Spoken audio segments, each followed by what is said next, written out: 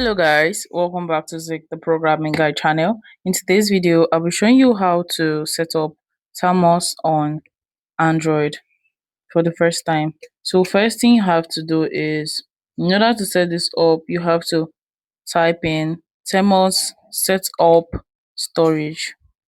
So just going to type in Termux, right? And hyphen setup and another hyphen storage. Type in Termux setup storage.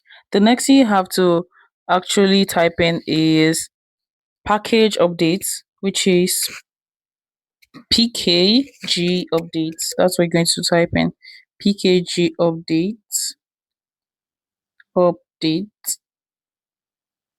update. Yes, and you're going to this arrow down there, and it's going to start loading. It take a lot of time to actually do. Afterwards, the next thing you have to do is package upgrade.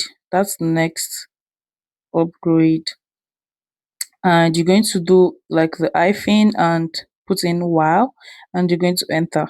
Afterwards, the next thing you have to do is you have to actually, you can see, put in n, and you're going to run it through.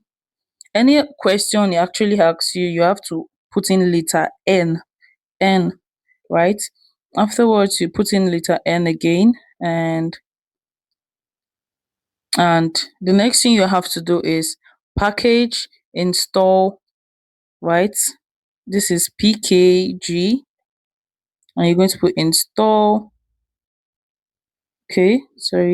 install, and you're going to put the hyphen, put y and wget, and it's going to take a lot of time loading, right? And once you do this, you click on n, and this is just literally the first step you have to actually do to set up your Termux app.